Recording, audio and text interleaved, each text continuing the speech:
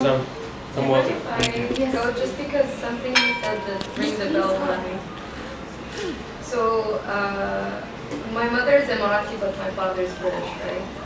And for her, at her time, this was in the early 80s, it was considered blasphemous that she married somebody, A, that was from a different nationality altogether, and B, somebody who used to be a Christian and then converted just to be with her, right?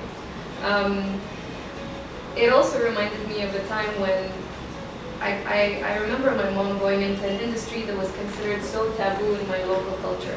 She worked in television. So she was an actress, she was a director, she was a TV presenter, a news anchor for them, yeah, in Abu Dhabi TV. So to me, she took her right. She didn't ask for it. She just took it. She didn't wait for somebody to give it to her. And I think you said it. You said women sort of prove themselves. And I think over time, like even His Highness, he says, you know, we're going to have more than 60%, if not 80% of our working population in Dubai, or even the UAE, be female. If we only look at statistics in the UAE, women are more educated than men. They continue on to do their masters and their PhD. And then I look at my grandmother. She was a woman who was so disconnected from the future. She was so ingrained in her way of being.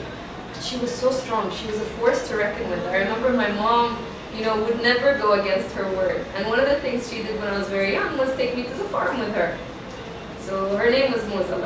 So Moza would go to the farm and make sure that she taught me how to milk the goats, what are the names of each of her goats, what relationships she has with them. And coming from a girl whose one of her grandmothers does that, and the other grandmother teaches her how to make proper English tea. It was such a, like, this disconnect. So to me, I think it fascinates me how women have such an influence on a child's life. And I mean all women, so it could be a sister, a grandmother, a mother, an aunt. And their beliefs and their ways of being get filtered into you. And growing up, you take pieces and elements of it, like my grandmother's dedication towards her, you know, her stock and making sure that she fills this big silver steel barrel with goat's milk and bringing it back home and making some form of, we call it yigat. It's like a type of cheese. We have it with dates. And we put a little dihin, which is the animal fat, on top. And it's just so lovely with a nice cup of hot coffee. So how do you make the cheese out of the fresh milk? Yes. Okay. It's usually made from either goat's milk or camel milk. You can choose either. But the idea is it's a mix between savory and the sweetness of the date. Yeah. And it's just so lovely to eat. But to me, I love the fact that my life has been predominantly influenced by women.